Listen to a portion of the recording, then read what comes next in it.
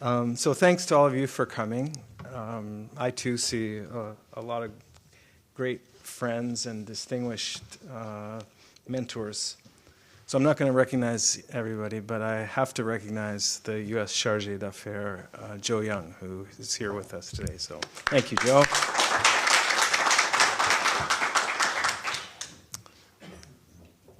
So as James said, the topic today is the question, what are the competing visions for the future of Asia? And I think that's exactly the question that we should be exploring, and I'm glad for the chance to start off the conversation with some of my thoughts. So through my own diplomatic career, through my experience in government as a policymaker, there's always been a debate about what the region should look like, how it should develop, and what the roles are for the major powers, obviously the United States and China, but also Japan, Asean, India, and so on. And when we start thinking about the alternative visions for the region, maybe it makes sense to think first about exploring the differences between the American dream, on the one hand, and the China dream, on the other. So, to me at least, the essence of the American dream is that it can be shared by everybody. It's the idea of unlimited opportunities, of the freedom to pursue them. The idea that no matter what my background is, if I work hard and persevere, I can build something of value, and I can keep what I make, what I earn.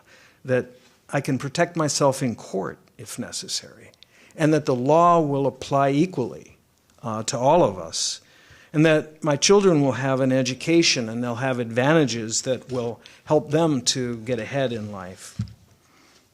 So what's the recipe for the American dream?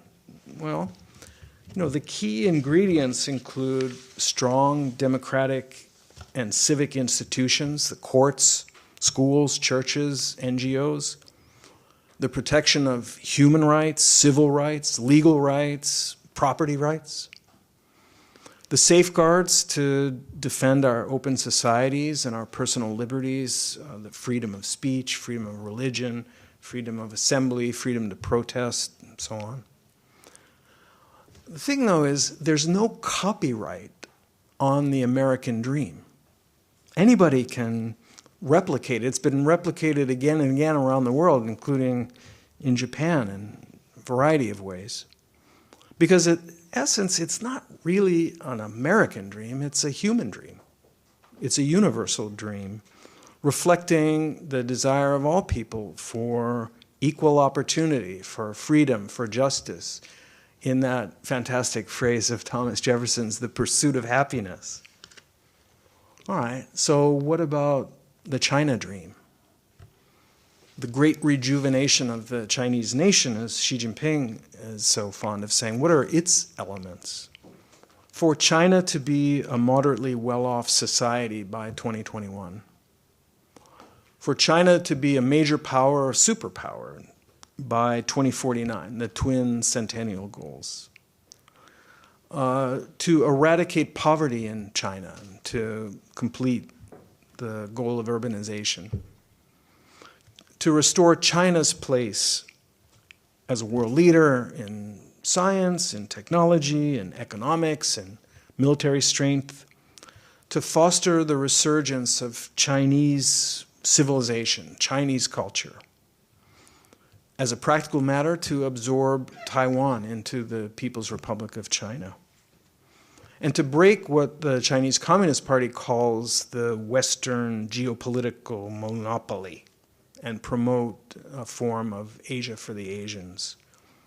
And that means cementing China's position as the dominant power, if not hegemon, in Asia. So, look, I'm sure I'm not doing full justice to the China dream. There are some pretty admirable and lofty goals in there.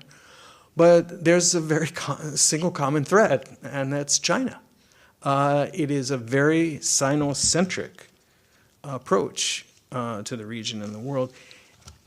Whereas anybody can become an American, at least until very recently.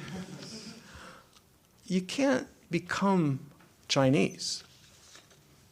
So the question is there an export version of the China dream that other nations are going to want, that other nations can share in? And of course, how does that fit into the universal dream? What exactly does the China dream offer to other countries, and to Asia in particular?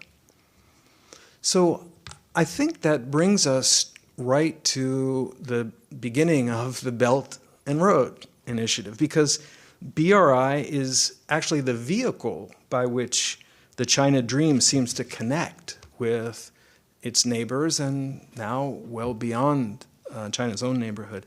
It's a vehicle for China to show leadership, to provide public goods, to fill the infrastructure gap, which is a very real and very serious gap.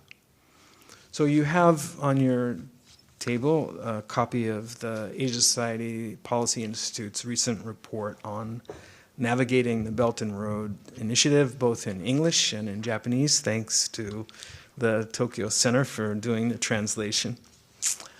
So I mentioned in that report that, to me, BRI is a kind of Rorschach test, a kind of psychology inkblot test. Because people's perceptions of Belt and Road tend to tell you more about their attitudes towards China than their attitudes towards the Belt and Road. So, is the Belt and Road a 21st century Silk Road that unites the entire Eurasian continent in a productive and thriving network of trade and energy routes? Okay, some people think so. Or is it really a dangerous neo-colonial form of spheres of influence via state capitalism? Well, some people think that too. Is BRI really the shape of globalism in the future, or is it a heavy-handed strategic play to create military outposts and to create dependencies in the way, recreate the old imperial Chinese tributary system of deferential vassal states all around Beijing? So a major reason that there are multiple views of BRI is because there are multiple drivers behind the initiative. And I'll tick through a couple of them. First is its overt and stated goal, which is infrastructure development. To establish a network of new economic corridors that link China throughout the Eurasian continent and beyond that. Another is China's need to export surplus capacity. Chinese government invested over $600 billion in stimulus in the wake of the 2008 financial crisis, and that generated a tremendous excess capacity in steel and concrete, many other sectors. It's about exports. It's about growth. The Chinese economy is slowing down. Chinese leaders want to boost exports. They want to lower costs. Using dedicated transportation corridors, they can be more competitive. And they want to move up the value chain. Okay. It's also as a mechanism for putting to use the tremendous reservoirs of capital, the capital account surplus that they accumulated from exports and from inbound FDI, when there was inbound FDI. And to deal with the problem of the Western provinces. The Chinese economic miracle has been very unevenly distributed geographically, and it transformed the coastal areas, but it bypassed the outer rural Western provinces like Xinjiang and Tibet. And it's also related very closely to China's perception of terrorism and counterterrorism, because the Chinese leaders see, as many do, a link between poverty and terrorism. So to them it makes sense to develop the Central Asian countries that border on Xinjiang that border on their west, many of which are pretty unstable.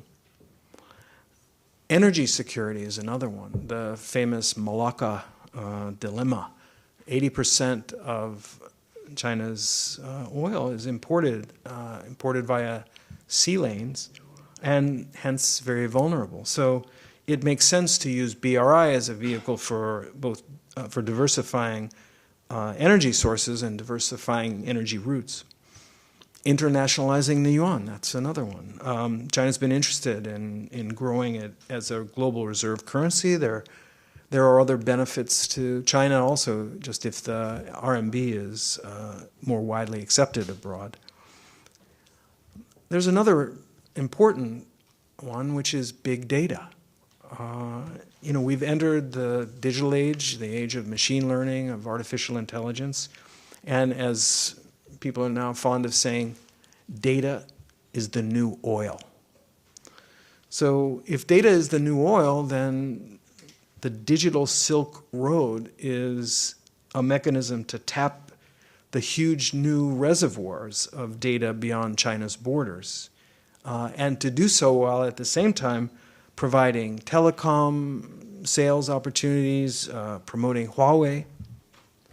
And BRI also has potentially significant strategic and geostrategic benefits, both in the form of leverage over other governments, but also straight up military power projection. Ports and airfields can service civilian ships, but they can service military vessels as well.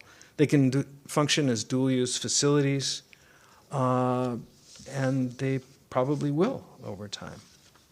I'll throw in a bonus point on motives, which is that Beijing found early on that BRI really enhanced China's international status, and they liked it. And so it's become a flagship project of Xi Jinping, of the leader. So as I said, there are multiple drivers behind BRI, so it's understandable that there are multiple views about BRI. But I think that what is clear and that what everyone can agree on is that BRI has come to serve as an important vehicle for Chinese influence. And moreover, now that the BRI is enshrined in the constitution of the Chinese Communist Party, it ain't going away. It's here to stay, and the leadership's not going to back off. Okay. But none of that is to say that BRI is an unqualified success. Large-scale projects have stalled, costing billions of dollars to the Chinese treasury.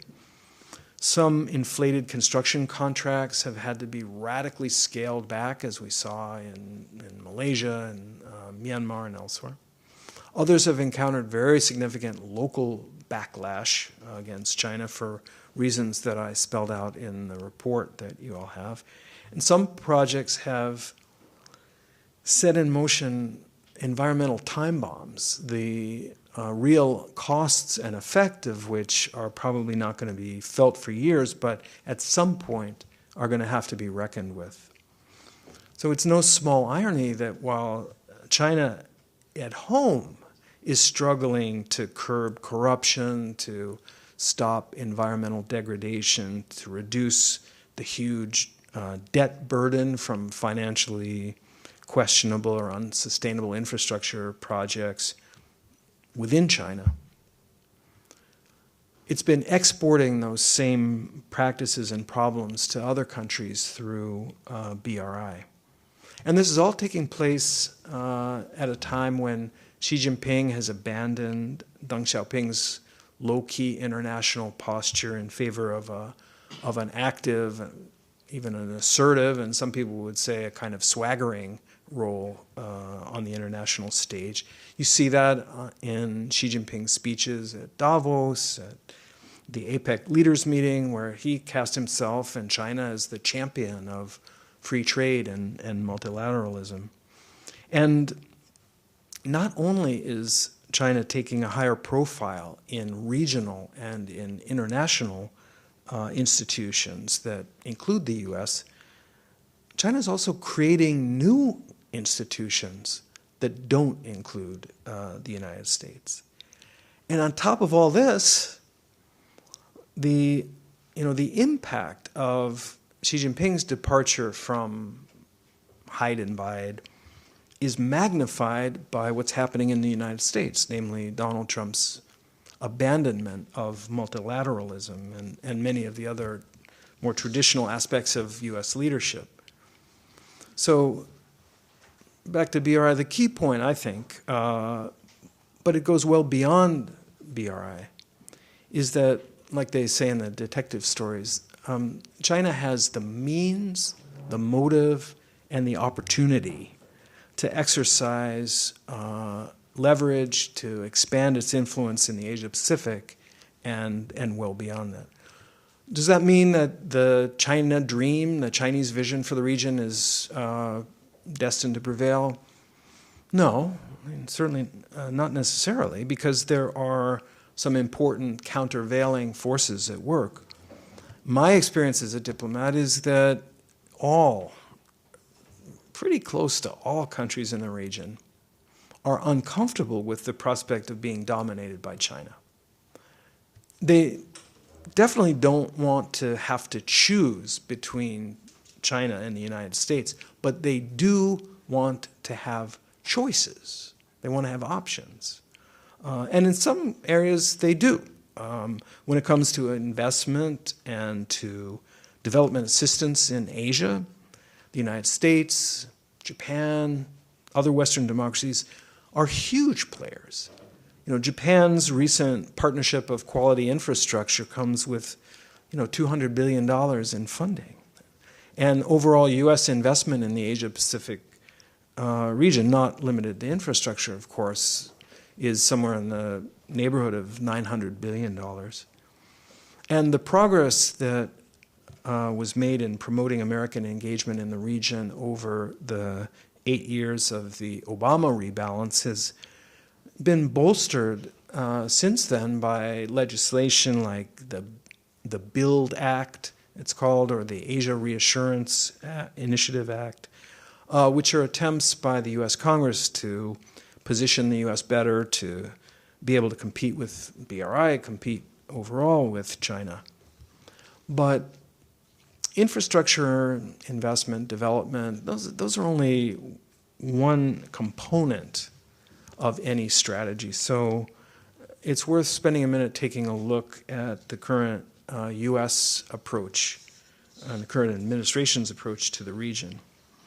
So the Trump administration's strategy, the free and open Indo-Pacific, looks pretty good, especially, and looks pretty familiar, especially on paper. In many ways, it's a continuation of the Obama rebalance. Don't tell Mr. Trump. With a new name, actually courtesy of Prime Minister Abe. But all that said, the biggest difference, I think, is the framing of China as a threat, as an enemy. And the framing of China as a strategic threat in a way that seems to have closed the door on cooperation and seems to have set up a primarily zero-sum dynamic between the two countries.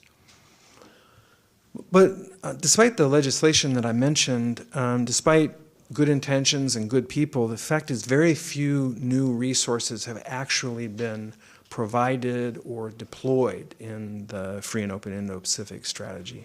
And in the 3 years of, I hate the acronym FOIP, so I just keep saying free and open Indo-Pacific, but in the 3 years of this initiative, something else has happened. And it's something that we need to look very closely at, which is this, that confidence in the U.S. and confidence in the U.S. president has fallen off a cliff. Here in Japan, our closest ally, it dropped from 78% in 2016 to 30% in the latest Pew poll. Now, I'm not a big statistics person, but those are some numbers that I think we really need to pay attention to.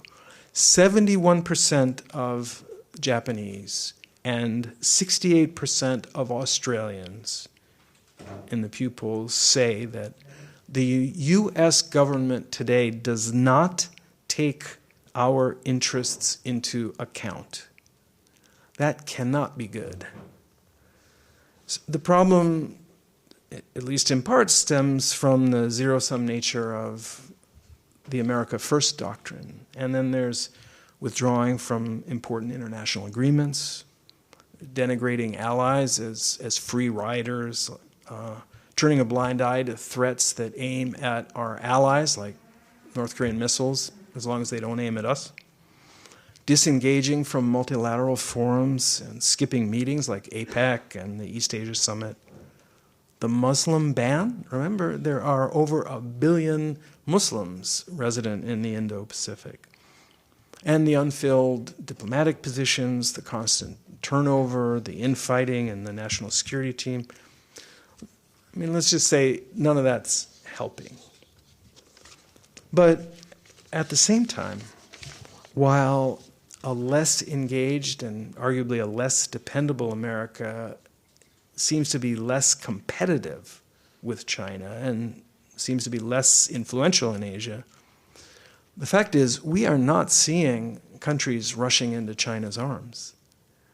China's big, China's nearby, too close for comfort, and China's behavior and frankly its vision for the future are often things that the neighbors don't want or aren't comfortable with.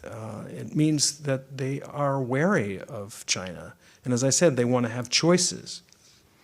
And that's what lies behind yet another vision for the future of the Asia-Pacific, which is the Asean Indo-Pacific outlook. This is a document they recently adopted that rejects explicitly zero-sum approaches and tries to stress balance among the competing interests of powers. But at the end of the day, if China is the only game in town, then we're going to see a greater degree of accommodating China, a greater reluctance to defy China, and a growing regional dependence on China overall. And that's obviously not a trend that benefits the United States or Japan or the other democracies. In Washington, where I no longer live, there's a lot of discussion about decoupling. The idea that China and the US may create two alternate supply chains, two ecosystems, as a way of protecting their advanced technology and safeguarding that technology against potentially dangerous intrusions or disruptions. And that thinking, in my view, is driven in large part by the reality of the way that China has behaved. The systematic theft of Western intellectual property, the flagrant use of trade-distorting industrial subsidies, the government's readiness to use trade as a weapon, rare earths against Japan, bananas against the Philippines. Remember the Lotte Group being punished over the deployment of THAAD. And look, those are behaviors that we absolutely must push back hard again. But I would argue that there are smarter and cheaper and less draconian ways of protecting ourselves and our technology and our intellectual property than decoupling. Just like there are smarter and cheaper and less draconian ways of dealing with illegal immigration than building a wall along your borders. It would be even a bigger mistake to think that the answer lies in recreating Cold War-style blocks, because blocks, spheres of influence take us into an unstable world, a divided world where regional powers dominate and bully their neighbors, and closed economic systems lock out other interests. But the worst idea of all is to pursue a containment strategy to try to cause China to collapse. First of all, that's very unlikely to succeed. And second of all, just imagine if it did. I mean, imagine what the implications would be of a collapsing China. Obama used to say, and I've heard him say this more than once, a strong China we can deal with, we can compete with. We've got more to fear from a weak and an unstable China than from a strong one. And the point buried in there, I think, is that there is a profound difference between competition, which can bring out the best in all of us, and strategic rivalry, which tends to bring out the worst in us. So the key is to foster healthy cooperation, competition within the framework of agreed rules, which is kind of the essence of the American dream. That's the vision that drove the U.S. In the aftermath of the Second World War to, at the peak of its absolute power, to champion multilateralism instead of kind of winner-take-all. So Bretton Woods, the United Nations, these institutions weren't created purely out of a spirit of idealism. There was a very strong realism and a pragmatism to them. Multilateralism may have, to some degree, limited America's freedom of action, but it also served America's interest by binding other countries towards a common set of rules and objectives. And in doing that, it reduced the incentive among other countries to band together to try to balance or block the strong power, which has been the historical norm. Now, admittedly, the world is a very different place today than it was in the late 40s. And as I said, the champion of modern multilateralism, the United States, has shifted towards a kind of self-interested unilateralism, at least for now. But that approach isn't proving to be effective against, say, transnational challenges like migration or climate change or pandemics or nuclear proliferation. It's not even doing too well just on the trade front. I'd add that American institutions have very, very deep institutionalist roots, and that the American people and people in other societies and democracies, I think, understand the benefit of collective action, the power and the value of democratic principles. So in my own view, it's reasonable to expect that in the future, the U.S. will, in due course, to some degree, readjust to a more familiar pattern of behavior and values. But the bigger question is, how will a rising China behave? Will it accept the same constraints of international law and allow itself to be bound to the same rules that apply to smaller countries, to weaker countries, even when that runs afoul of a self-declared core interest, even if that is in some way disadvantageous to the Chinese Communist Party, even though China may have the power to flout the rules and just do what it wants.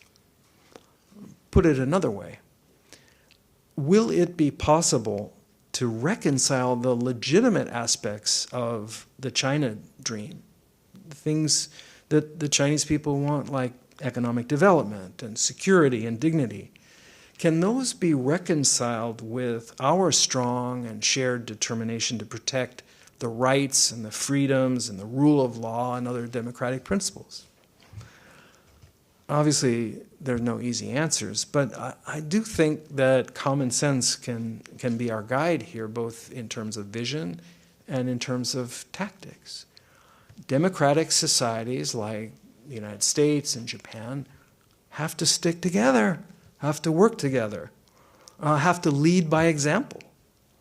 Because leadership isn't about coercing or bossing others around. Leadership is about inspiring others to want to follow you because they have faith in you and trust in where you're trying to go, that you're taking the best interests of the group into account.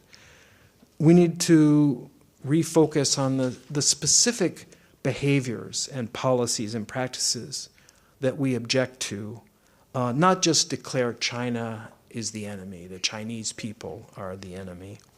We need to protect ourselves. We need to protect our intellectual property, our technology, our national security against unfair practices. But we also need to make ourselves more competitive and be very careful that in protecting ourselves we don't go overboard and slam the door shut on students and scientists, researchers, investors, legitimate business, cooperation. And we need to try to build on common interests, because there are many areas where the US, Japan, and other democracies can usefully cooperate with China. And there are also many areas where if we don't cooperate with China, we're going to be in big trouble. And frankly, we need to update and modernize the regional and the international institutions from the WTO to the UN Security Council to reflect the realities of the 21st century. But whatever we do, we need to do that in a way that builds on and protects the underlying principle of fairness that is at the heart of that universal human dream. So now let me find out what you all think. Thank you.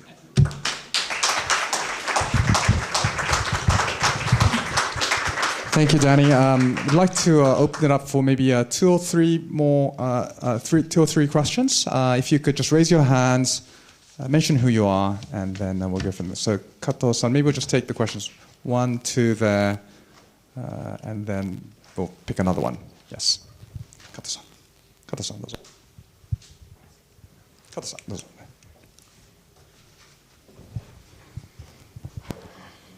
Thank you, Secretary Russell. It was a very interesting speech. I have a question about China. I think currently looking at the U.S.-China relationship, the problem is overconfidence of China and underconfidence of the United States. And I wonder where it comes from. And I was reading a memoir by Ash Carter the other day. And there is a passage in the book that one of the orders that he didn't follow from the President Obama was to visit China. He was a SecDef, never visited China. The reason was the president said that I don't have the book with me, so I don't know whether I can quote the book correctly, but you don't have to beat pot and pans or something like that, just to meaning that you don't criticize China and ruffle their feathers when you visit China. And so Ash Carter said he chose not to visit because he had to criticize China. And I was wondering whether the Obama administration was rather soft on China, and this was one of the episodes that symbolizes this kind of attitude. Thank you. Thanks, Kato-san. Well, you know, the expression, every man is a hero of his own book, of his own memoir, so, but no, Ash is a friend of mine.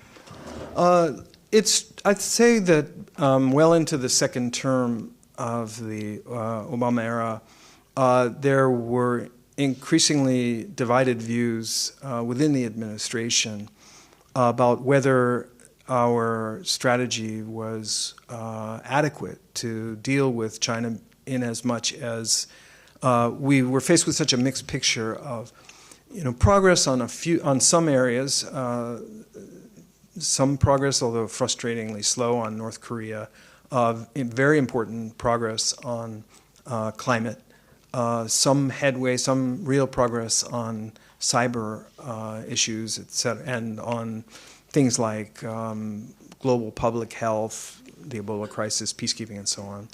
But on the other side of the ledger, deep concern about China's behavior in the South China Sea and the East China Sea, about China's domestic practices, crackdown on religious freedoms, et cetera, and the growth of initiatives from Xi Jinping, such as the cybersecurity law, anti-corruption law, NGO management law, and so on, that were very Putin-esque and seemed to be taking China really in the wrong direction. So part of the debate was what's the right mix between publicly criticizing China, calling China out, denouncing it, and pushing through institutional mechanisms and dialogues and so on for very practical changes. The president objected when members of the administration would, from time to time, in his view, gratuitously say things against China in a public way. But that was not because he was coddling China. Obama's a very tough guy. In his calculation, there wasn't a lot of advantage to be had by large public denunciations, generally speaking, if it got China's back up. It was better to find ways to leverage them. And that the high-level visits in both directions offered both the opportunity to leverage the Chinese, because there were always things that they very much wanted to have and things that they very much wanted to avoid. And secondly, because communicating with China via telepathy and via Twitter is not effective. Negotiating and communicating with China directly through dialogue and institutional engagement is torture. It's frustrating. It's highly unsatisfying. You feel like you're talking to a wall, and your Chinese counterparts are talking to their microphones and to the note takers sitting behind them. So it can be maddeningly slow, but it's all there is, and it's very necessary. So I think the push for the Secretary of Defense and for other senior uniformed military officers like the Chairman of the Joint Chiefs, Indo-PACOM commander, and so on, to engage with their counterparts made sense then and makes sense now. Thanks. Great. Yes. And there's a question. Yes, please. Thank you, Secretary Russell, for the very insightful analysis of the current state of the world, the China dream and the American dream. My name is Joseph Meyer. I run the business of Chi-X Asia Pacific, an exchange operator in Australia and Japan in the region here. I spent a lot of time in Hong Kong, and it would be very interesting to hear your thoughts, thinking of your comment that leadership is key right now. Do we have the right leaders in place, whether in America, I think I know the answer to that, based on your comments, or out of China, that can exercise the right level of probity and thoughtfulness with respect to the events in Hong Kong right now? It seems like it's a very, very much a flashpoint, and the world is watching Hong Kong right now and how China in particular will handle the very difficult situation there. It'd be interesting to have your comments, please. Okay. Well, I don't think that the people of Hong Kong, generally speaking, believe that they have the right leader in Carrie Lam, unfortunately. And I don't think that President Trump has evinced a high degree of interest. In fact, there are press reports that he assured Xi Jinping that he wouldn't publicly raise Hong Kong, but who knows? The fact is that that's not an issue that he has addressed. And I'm not suggesting that, again, that denouncing China over Hong Kong is an effective strategy, but it can be part of an effective strategy. And more to the point, it's the dog that didn't bark. The absence of a high-level statement showing the commitment of the United States to the principles that are at stake in Hong Kong is critical for both the credibility of the United States, but also to show support for and to give courage to people who are lawfully and legitimately seeking to exercise their rights and to protect the autonomy that was guaranteed, that was promised to them in the basic law. I'd also say that contrary to the expectation of some of my former colleagues in Washington, Xi Jinping thus far has exercised restraint in Hong Kong to the degree that he hasn't deployed the People's Armed Police, let alone the PLA, etc. And I hope that doesn't change. I mean, Hong Kong is a complex society, and there are many issues involved, and we should be a little bit humble in our understanding and certainly avoid jumping to a single conclusion about what this is. What's happening in Hong Kong is probably not the same thing as happened in Tiananmen Square in 1989. There's more to it than that.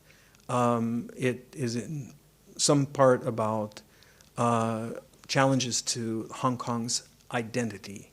It's in some parts about economic problems. It's in some part the frustration at the erosion of promised autonomy to the people. There's social issues. There's anger at the local authorities. There's resentment towards the mainland. So it's perhaps not as simple as it looked, and we've all heard and seen that there are, a lot of different banners and a lot of different groups pursuing different agendas in the protest movement. Nevertheless, what we're seeing is something very extraordinary. We're seeing a community of ethnic Chinese who are not prepared to sit idly by while their rights and their freedoms are whittled away. I don't believe that the issue is one of independence for Hong Kong. There may be a small core of people who are pushing or harbor that, but I don't think that's a widely held view. But there is, despite the fact that the odds are so astonishingly stacked in the mainland's favor, despite the fact that nearly every one of the protesters is in some jeopardy and has a lot to lose, the fact that week after week, day after day, the demonstrators turn out in such extraordinary numbers says a lot about what I was trying to convey in this universal human dream. It's inspirational in that sense. And the United States, Japan, I think the free world, so to speak, and the international community have a huge stake in trying to keep that flame alive. Thanks. One more question from someone? Yes, please. Yes. That table seems to be dominating all the questions. Please, yes. David Samaya, I'm with Sumitomo Mitsui Trust Asset Management, chairman of the business. You, I think eloquently, if I may say, sort of set the picture, the view, a bit of historical commentary, but the one thing I don't think you touched upon, and it would be great if you could comment, is that the vision that you have is very, very different from the current administration's vision, I believe. But I think the region or the group that you forgot to mention are the Europeans, who actually still have the vision that you're talking about. How do they fit in? How do they come into this equation in what is now this, well, potentially a trifurcated world? I don't know if that's a word, but just your view on Europe and how and what role it can or will play. Thank you. Well, that's a great point and a great question. When I was assistant secretary, I made a point every quarter of traveling to Europe or hosting the Asia counterparts, the Asia specialists from the foreign ministries, of major European countries, UK, France, Germany, Italy, and the EU. And I found that the dialogue on Asia with the Europeans was extremely important, and I put some energy into that. I think that the Abe administration and Prime Minister Abe himself should be commended for the amount of effort and energy that they have put into sustaining diplomatic, economic, and political communications and cooperation with the Europeans. It is very important that we work without regard to borders based on common interests and shared values. This is a very sort of unstable moment, I think, in the relationship between Asia and Europe, both because the United States is to a certain degree sidelined or temporarily out of order, because the Europeans themselves are faced with Brexit and some other challenges and crises, and because China has staged a rearguard action through the Belt and Road that has to some degree co-opted Eastern Europeans in what they call the 16+1, as well as having lavished all kinds of economic and financial blandishments on other Western European countries with mixed degrees of success. A further angle is the powerful interest of the European countries, and especially not just the sort of inward continental ones, but the more internationalist countries like France and the UK and Germany in freedom of navigation. And the whether or not they have a particular interest either in the South China Sea, the East China Sea, or even the Western Pacific, although of course France does have a huge interest. But whether or not they have that interest, what is happening, what the Chinese are doing to actually restrict and obstruct the free movement of vessels in those maritime areas is a global problem and has global implications, particularly as the Chinese seek to be given equal rights in terms of access to the Arctic and so on. And as a result, I think it has been possible to get the Europeans more focused on the local problem of the South China Sea, for example, or the Western Pacific, even though it doesn't abut them, because the issue does directly affect them. And that's true in the technology arena as well, where the European economies face many of the same uncertainties and challenges about the integrity of their telecom systems if they use Huawei and sort of what comes next. So they are relevant, but I will say, having served for 6 years in Europe, they have a very different perspective. Asia is very far away. China is a huge market. Japan is hard to penetrate. Southeast Asia is very confusing. And India is a nightmare. So the European perspective is always going to be, let's just say it will always take a lot of advocacy and a lot of explaining and a lot of shoe leather, because not everything can be done in Brussels. Great, thank you so much. Thank you very much. Thank you.